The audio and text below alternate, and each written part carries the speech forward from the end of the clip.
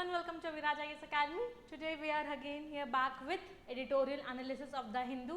आज का आर्टिकल है US commission on international religion freedom ने एक रिपोर्ट जारी की है इंडिया के लिए. एक रिपोर्ट आया है उनके तरफ say that claims that India के जो रिलीजियस या फिर इंडिया के जो ग्राउंड्स हैं या कुछ ऐसे रूल्स एंड रेगुलेशंस हैं वो बहुत ज़्यादा रिलीजियस डिस्पैरिटी या फिर रिलीजियस डिफरेंसेस को प्रमोट करते हैं, जिसके वजह से इंडिया में रह रहे माइनॉरिटीज़ को प्रॉब्लम होती है. मतलब इंडिया में जो एक्ट्स हो रहे हैं, बहुत सारे ऐसे वायलेंस वाले एक्ट हैं जिससे राइट्स क्रिएट हो सकते हैं, जिससे प्रॉब्लम्स होता है. यानी वो रिलीजियस इक्वालिटी को फॉलो नहीं करते हैं, सेक्युलरिज्म को फॉलो नहीं करते हैं. ठीक है, तो आइए देखते हैं हमारे एडिटर क्या कह रहे हैं इस रिपोर्ट के बारे में. उससे पहले हम लोग पहले डिस्कस कर लेते हैं वर्ड्स, सिनोनिम्स और एंटोनिम्स देखते हैं.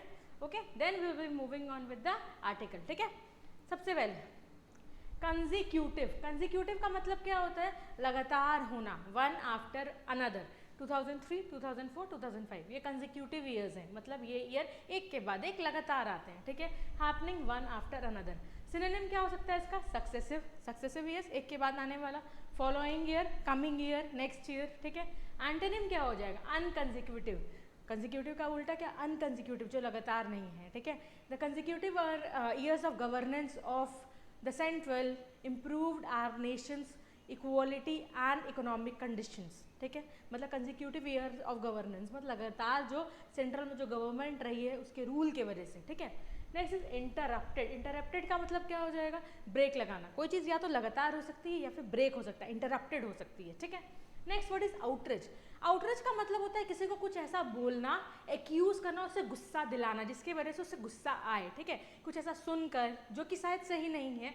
अगर मेरे बारे में शायद कोई कुछ बहुत ज़्यादा गलत बोल रहा होगा तो मुझे भी शायद आउटरीच आएगा, यानी गुस्सा आएगा मुझे. ठीक है, तो something that is wrong which causes anger. ठीक है, ऐसा कोई बात जो किसी को गुस्सा दिलाए, जो किसी को भड़काए. ठीक है, भड़काना, आउटरेजियस जिसे कहते हैं. तो रेज आ जाना, ऑफेंड हो जाना. ठीक है, कोई बात मुझे पसंद नहीं आएगी तो ऑब्वियस बात उससे क्या आएगा? ऑफेंड आएगा, एंगर आएगा. ठीक है, एंटोनिम क्या आएगा? डिलाइट.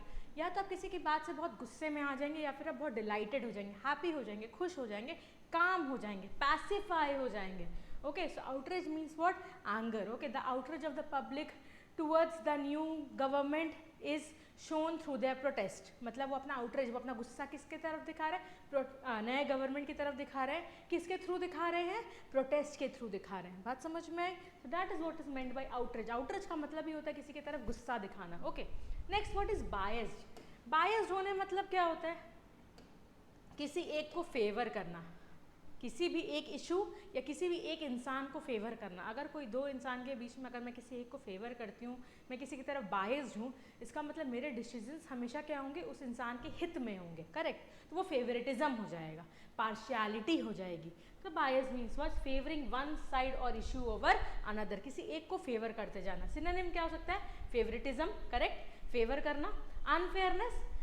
अगर मेरे अंदर बायसनेस है मतलब हम क्या है? हम अनफेयर है, हम सही जजमेंट कभी नहीं देंगे क्योंकि मेरा हमेशा झुकाव उस इंसान की तरफ होगा जिसको हम फेवर कर रहे हैं. बात समझ में आई? That is what is unfairness या बायस्ड होना.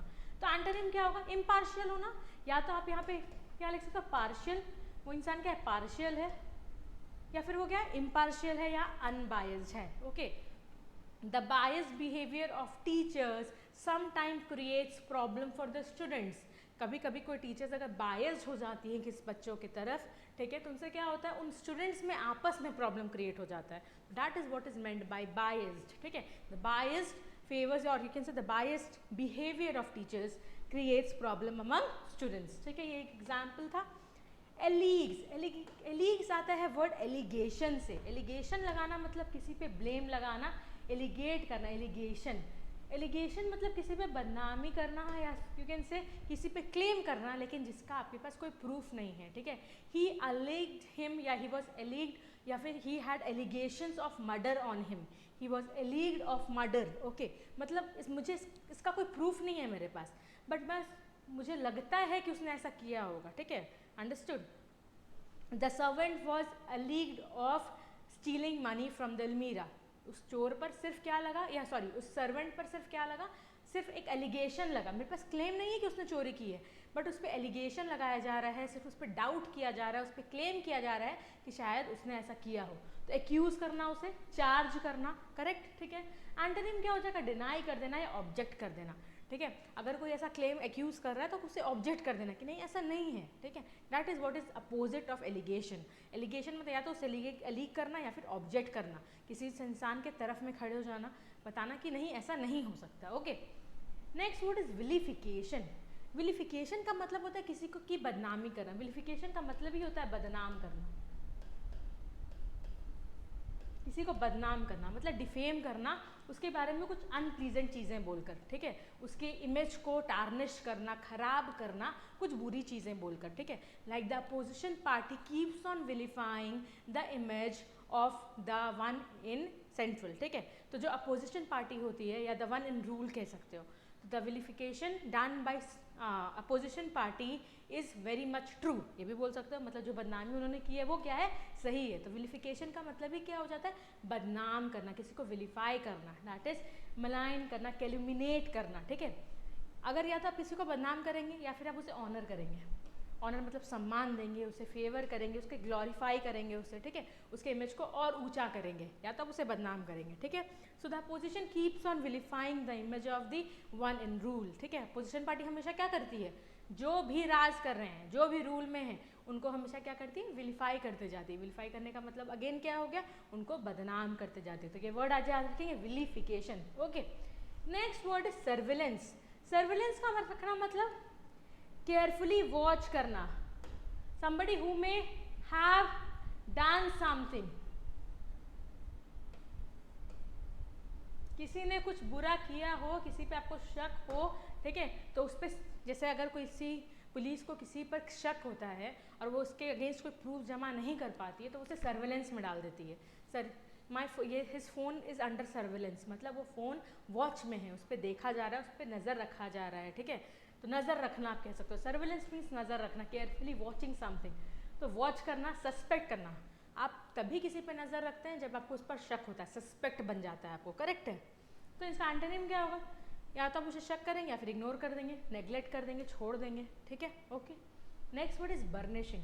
देखिए बर्निश एक मेथड होता है पॉलिश करना किसी चीज़ को, ठीक है। बर्निशिंग का मतलब होता है किसी चीज़ को पॉलिश करना।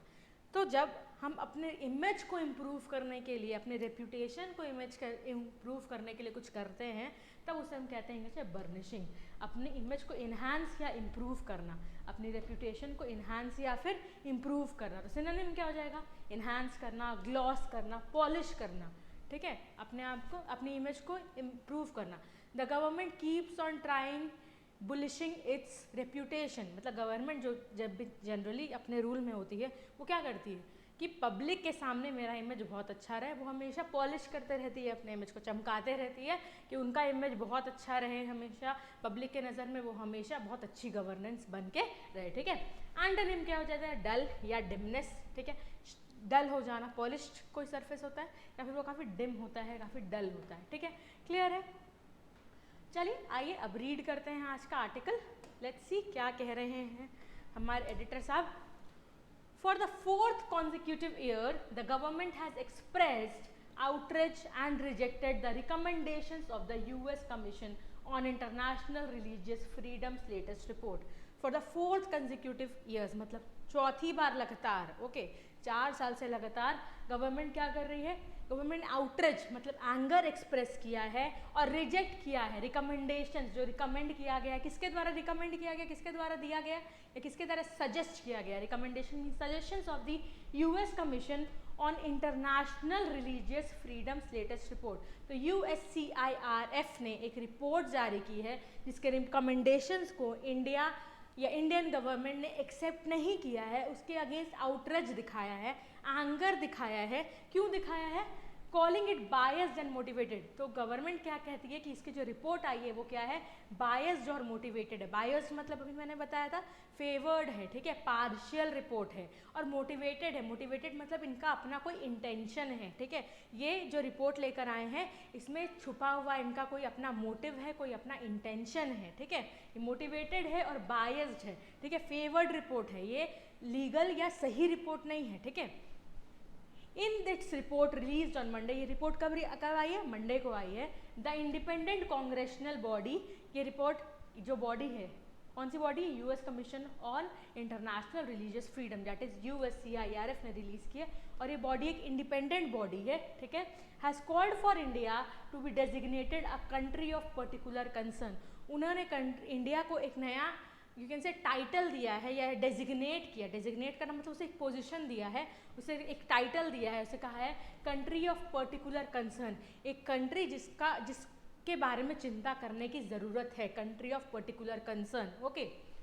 CPC for its worsening record on religious freedoms, worsening मतलब जो बुरा होते जा रहा है, कि मतलब यहाँ पे जो रिलीजियस फ्रीडम्स पे जितने भी प्रॉब्लम्स हैं वो यहाँ पर बढ़ते जा रहे हैं, बुरे होते जा रहे हैं, ठीक है। यहाँ पे लोग शायद रिलीजियसली फ्री नहीं हैं। अब ये रिपोर्ट्स क्यों आई है? The report has targeted the Indian government for promoting and enforcing religiously discriminatory policies, तो रिपोर्ट टारगेट कर रही है गवर्नमेंट पे, सेंट्रल पे, कि गवर्नमेंट क्या कर रही है, प्रमोट कर रही है, ठीक है, मोटिवेट कर रही है, इंक्रीज कर रही है, इन्फोर्स कर रही है, लागू कर रही है ऐसे रिपोर्ट्स जो कि रिलीजियसली क्या है, डिस्क्रिमिनेटरी हैं। डिस्क्रिमिनेटरी मतलब जो भेदभाव करते हैं, ऐसे रूल्स और ऐसी पॉलिसीज़ को इंडियन गवर्नमेंट प्रमोट करती है जो कि रिलीजियस में आपस में क्या करते हैं, भेदभाव करते हैं, okay. Naming laws that deal with conversion, अब उन्होंने कुछ लॉज बताए हैं कि ऐसे आपके कौन कौन से लॉज हैं जिससे ऐसा लगता है कि आप क्या करते हैं, भेदभाव करते हैं। Let's see, interfaith relationships, wearing the हिजाब एंड काउ स्लॉटर, तो आपके पास ऐसे ऐसे रूल्स हैं, जैसे क्या क्या, इंटरफेथ रिलेशनशिप्स है, ठीक है, मतलब एक दूसरे पर बिलीव नहीं करना, वेयरिंग द हिजाब, हिजाब के ऊपर भी आपके पास रेगुलेशंस है, काउ स्लॉटरिंग, ठीक है, गाय, ऑब्वियस से पता है इंडिया में बीफ या जिसे हम कहते हैं काउ स्लॉटरिंग या मर्डर ऑफ काउस या death of cows, killing of cows, basically cow slaughtering, killing of cows जिसे हम कहते हैं, वो अलाउड नहीं है, उसके अगेंस्ट रूल्स एंड रेगुलेशंस बने हुए। As well as the Citizenship Amendment Act, CAA आया था, NRC आई थी, नेशनल रजिस्टर ऑफ सिटीजन्स, ये सारे एक्ट्स आप जो लागू कर रहे हैं वो सारा एक्ट्स क्या है, रिलीजियसली डिस्क्रिमिनेटरी है, ठीक है, ऐसा इस रिपोर्ट का कहना है, okay. All of these it alleges, अब अलीग्स का मतलब वो एलिगेशन लगा रहा है कि ये सारे जितने भी तरह के आपके रूल्स एंड रेगुलेशंस हैं हैव इम्पैक्टेड माइनॉरिटीज़, इन्होंने माइनॉरिटीज़ को इम्पैक्ट किया है। माइनॉरिटीज़ मतलब वो जाति जो यहाँ पर जिसका समूह काफ़ी कम है, जो लोग काफ़ी कम मात्रा में हैं यहाँ पर, ठीक है, कम है, okay, in comparison to other caste including Muslims, India में मुस्लिम्स, क्रिश्चियंस, सिख्स, दलित्स और आदिवासीज, ठीक है, ये सारे क्या हैं, माइनॉरिटी में आते हैं, ठीक है, नेगेटिवली। और इनका कहना है कि ये सारे रिलीजियंस को आपके ये जो सारे रिपोर्ट्स हैं या आपके जो जितने सारे के आपके ये रूल्स एंड रेगुलेशंस हैं, ये इन कास्ट को, इन रिलीजन को काफ़ी ज़्यादा इफेक्ट करते हैं, okay.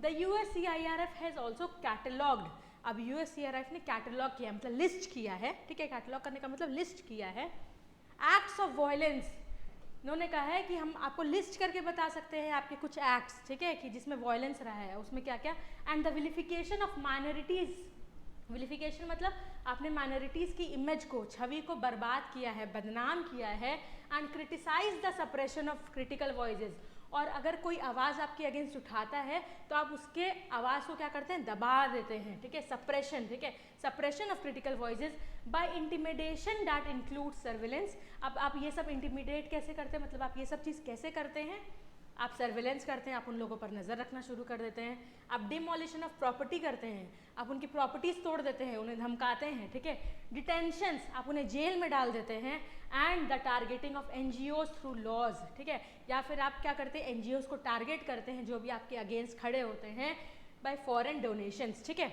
It has criticised the US state department for not having designated India as a CPC and has called for sanctions on Indian government agencies। अब वो क्या कर रहा है, क्रिटिसाइज कर रहा है US स्टेट डिपार्टमेंट को कि इंडिया को डेजिग्नेट क्यों नहीं किया गया है अभी तक CPC के, और वो बोलता है कि आप इंडिया पे सैंक्शन करो, मतलब आप इंडिया पे क्लेम्स लगाओ, इंडिया को पनिश करो, इंडिया से आप क्या करो, चार्जेस लगाओ इंडिया पे, ठीक है, सैंक्शंस लगाओ, इम्पोज करो उन पर, ठीक है, ऑन इंडियन गवर्नमेंट एजेंसीज, आप उस एजेंसीज पे क्लेम्स लगाओ एंड ऑफिशियल्स पे, ठीक है।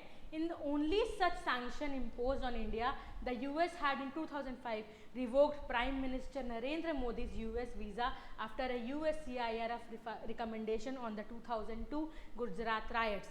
शायद आप लोगों को याद होगा कि हमारे जो करंट प्राइम मिनिस्टर है नरेंद्र मोदी, उनका वीज़ा एक बार कैंसिल हुआ था, ठीक है, उनका वीज़ा एक बार 2005 में यूएस ने कैंसिल किया था। क्यों कैंसिल किया था? क्योंकि USCIRF ने ऐसा ही रिपोर्ट एक जारी किया था 2002 में जो गुजरात में राइट्स हुए थे उसके बाद, और उस रिपोर्ट्स में नरेंद्र मोदी के अगेंस्ट में चीज़ें थी, ठीक है, जिसके वजह से उनका वीज़ा क्या किया था, कैंसिल किया गया था। ओके, गुजरात राइट्स के बाद कैंसिल किया गया था। और उस रिस्पॉन्स में हमारे एक्सटर्नल अफेयर्स ऑफ मिनिस्ट्री ने कहा था कि USCIRF को कि आप डेजिस्ट कीजिए, मतलब आप रुकिए ऐसे रिपोर्ट्स बनाने से, ठीक है, आप थोड़ा ध्यान से बनाइए ऐसे रिपोर्ट्स को, and to develop a better understanding of India, और आप इंडिया को पहले समझिए, आप पहले जानिए इंडिया के अंदर क्या चल रहा है, कैसे जगह है, कैसे लोग हैं, वहाँ का सेक्युलरिज्म कैसा है, वहाँ कैसे देश को चलाया जा रहा है, आप पहले सब कुछ जान लीजिए, उसके बाद ही आप ऐसे कोई कमेंट्स या रिपोर्ट्स लाइए, ठीक है। क्योंकि उस रिपोर्ट का असर क्या आया था कि यूएस ने एक बार इंडिया का यूक्रेन से नरेंद्र मोदी जी का वीज़ा कैंसिल किया था, और उसी के में एक्सटर्नल अफेयर्स ऑफ मिनिस्ट्री ने क्या किया था, ऐसा कहा था कि USCIRF को कि आप थोड़ा डेजिस्ट कीजिए, मतलब थोड़ा रुकिए, थोड़ा समझ जाइए ऐसे रिपोर्ट्स लाने से पहले, और चेक कीजिए कि आप जो बोल रहे हैं वो सही है या नहीं है, आप पहले इंडिया को जान लीजिए। Okay, now the government stern reaction is understandable. Stern reaction का मतलब क्या होता है? Strict reaction. तो गवर्नमेंट का स्ट्रिक्ट रिएक्शन क्या है, वो सही है, अंडरस्टैंडेबल है, समझ में आता है, and is in line with its response to such reports over the last 2 decades. और लास्ट 20 साल में जब भी ऐसा कोई रिपोर्ट आया है तो इंडिया का रिएक्शन ऐसा ही रहा है, और ये बिल्कुल सही है, ठीक है। Since the USCIRF began to publish its finding, क्योंकि जब, और 20 साल से जब से USCIRF ने ऐसी रिपोर्ट्स लानी शुरू की है, तब से इंडिया का रिएक्शन क्या रहा है, ऐसा ही रहा है। The process the USCIRF follows is non inclusive. अब यहाँ के एडिटर कहते हैं, यू कैन से, हमारे गवर्नमेंट का कहना है कि ये जो रिपोर्ट है वो नॉन इंक्लूसिव है, मतलब ये सबको लेकर नहीं चलते हैं, ठीक है, ये बायस्ड रिपोर्ट लाते हैं, and the fact that it does not study the state of religious freedom inside the US suggest double standards. और एक फैक्ट है कि ये US के अंदर हो रहे रिलीजियस डिस्क्रिमिनेशन को स्टडी नहीं करता है, उसे कम्प्लीटली इग्नोर कर देता है, उस पर कोई रिपोर्ट जारी नहीं करता है, जिससे ऐसा समझ में आता है कि इसके डबल स्टैंडर्ड्स है। डबल स्टैंडर्ड्स का मतलब ये डबल फेज्ड है, ठीक है, डबल फेज्ड है, या ये दुभात करता है, ठीक है, ये सही रिपोर्ट्स कभी भी लेकर नहीं आता है, इसके अपने कोई इंटेंशंस और मोटिव्स होते हैं, ये इंडिया की छवि को खराब करना चाहता है। Okay, moreover its recommendations hold no sway within India, और इसके रिकमेंडेशंस इंडिया पर कोई फर्क नहीं डालते हैं, and are meant only for the US government. और ये एक्चुअली ये रिपोर्ट्स किसके लिए बनाए गए हैं, खाली US गवर्नमेंट के लिए बनाए गए हैं, to deliberate on and accept or dismiss, कि इस पर आप समझिए, सोचिए, उसे एक्सेप्ट कीजिए या फिर उसे डिसमिस कर दीजिए, इंडिया का इसमें कोई रोल नहीं है। Okay, either way there is little need, जैसा भी हो, चाहे तो उसे डिसमिस करें या उसे एक्सेप्ट करें, US उसे कुछ भी करे, there is little need for utility New Delhi public responses. यहाँ ज़रूरत ही नहीं है, ना के बराबर ज़रूरत है कि जो गवर्नमेंट है वो इस चीज़ पर रिएक्ट करे, ठीक है, उस रिपोर्ट पर रिएक्ट करे, which make it sound defensive, क्योंकि अगर हम रिएक्ट करेंगे तो हम कैसे साउंड करेंगे, हम डिफेंसिव साउंड करेंगे। देखिए, हमेशा कहा जाता है अगर आपके ऊपर कोई क्लेम लगा रहा है और वो क्लेम सही नहीं है, तो आप बेटर है कि आप उस पर ज़्यादा रिएक्ट ना करें, क्योंकि आप जितना रिएक्ट करेंगे उससे क्या होगा, बात और ख़राब होगी, आप और डिफेंसिव साउंड करेंगे, ठीक है, कि आप अपने आप को बचा रहे हैं, आप अपने आप को डिफेंड कर रहे हैं। तो एडिटर का कहना है कि इट्स बेटर कि आप इस पर डिफेंसिव मत साउंड कीजिए, इस पर ज़रूरत ही नहीं है आपको कुछ कहने की, ठीक है, and do not actually repair the reputational damage to India as a secular, inclusive and pluralistic democracy. Because अगर आप इस पर रिएक्ट करेंगे भी, तभी जो इमेज या जो रेप्यूटेशन पे जो थोड़ा सा दिक्कत आया है, जो टार्निश हुई है जो इमेज आपकी, जो आपका रेप्यूटेशनल डैमेज हुआ है सेक्युलर कंट्री होने का, वो ठीक नहीं हो पाएगा आपके रिएक्ट करने से भी, ठीक है। Given the detail and pointed accusation मतलब ब्लेम्स, ठीक है, हाउएवर द सेंटर में well consider an internal review of its conduct. लेकिन इस रिपोर्ट को थोड़ा सा मद्देनजर रखते हुए, ध्यान रखते हुए, इसके रिपोर्ट के अंदर जो भी एक्यूजेशंस या ब्लेम लगाए गए हैं, सेंटर क्या कर सकती है, थोड़ा अपने अंदर झांक कर देख सकती है the direction it hopes to lead India in on issues such as religious freedom and rights. और वो देख सकते हैं कि इंडिया एक्चुअली कोई ऐसा कंडक्ट तो नहीं हो रहा है जिसके अंदर यहाँ पर रिलीजियस फ्रीडम लोगों को नहीं मिल रहा हो। Eventually any governments duty is not in achieving a perfect score in a survey run abroad. क्योंकि ऑब्वियसली ठीक है, हम अपने आप को थोड़ा सुधारने की एक बार इंटरनल जांच कर सकते हैं, क्योंकि मेरा काम नहीं है कि फॉरेन में कोई भी सर्वे चल रहा है उसमें हम फुल मार्क्स लेकर आएँ। गवर्नमेंट का ये रोल नहीं है, ठीक है, गवर्नमेंट का बिल्कुल भी ये रोल नहीं है, but rather in burnishing its record of delivering justice, equality and security to its citizens back home. But उसका काम क्या है, अपने लोगों को, अपने सिटीजन्स को एक्चुअली एक अच्छा जस्टिस देने का, ठीक है, उनको इक्वालिटी प्रोवाइड करने का और उन्हें सिक्योरिटी देने का, ना कि किसी बाहर के रिपोर्ट, किसी सर्वे रिपोर्ट में फुल मार्क्स अचीव करने का, ठीक है। गवर्नमेंट का बेसिक इंटेंशन वो नहीं होना चाहिए, गवर्नमेंट का बेसिक इंटेंशन वो नहीं होता है। तो एडिटर कहते हैं कि इस पर हमें रिएक्ट करने की ज़्यादा ज़रूरत नहीं है, बिकॉज जितना हम रिएक्ट करेंगे हम उतने ही ज़्यादा क्या डिफेंसिव साउंड करेंगे। बात समझ में आई? तो ओवरऑल क्या था इस रिपोर्ट में यूएससीआईआरएफ की तरफ से कि इंडिया में रिलीजियस इक्वालिटी नहीं रही है, इंडिया एक सेक्युलर कंट्री नहीं है, यहाँ के कुछ रूल्स एंड रेगुलेशंस हैं जो क्या कर रहे हैं, डैमेज कर रहे हैं इंडिया के रिलीजियस सेक्युलर चीज़ों को, और यहाँ की गवर्नमेंट उस चीज़ को प्रमोट करती है, ऐसे पॉलिसीज़ को जो रिलीजियस डिस्पैरिटी या डिस्क्रिमिनेशन लेकर आते हैं। बट इंडिया का कहना है, इंडिया ने एकदम आउटरीच किया है, इंडिया ने एकदम कहा है, खारिज कर दिया है इस रिपोर्ट को और कहा है कि आप पहले थोड़ा इंडिया को समझ लें, आप उसके बाद ही ऐसा रिपोर्ट करें। क्योंकि एक बार और ऐसा रिपोर्ट आया था जिसकी वजह से क्या हुआ था, हमारे करंट प्राइम मिनिस्टर का यूएस वीज़ा कैंसिल हुआ था गुजरात राइट्स होने की वजह से, और ऐसे ही रिपोर्ट्स आने के लिए। उस टाइम क्या एक्सटर्नल मिनिस्ट्री ऑफ अफेयर्स ने कहा था कि यूएससीआरएफ को कि आप सोच समझ कर ऐसे रिपोर्ट जारी किया कीजिए, बिना सोचे समझे, बिना इंडिया को जाने आप ऐसे रिपोर्ट्स मत लाया कीजिए। आई बात समझ में? चले, okay, this was all about the editorial today. अगर ये एडिटोरियल समझ में आया हो, अच्छा लगा हो, तो do share it with your friends, like and subscribe our channel. Thank you and have a nice day.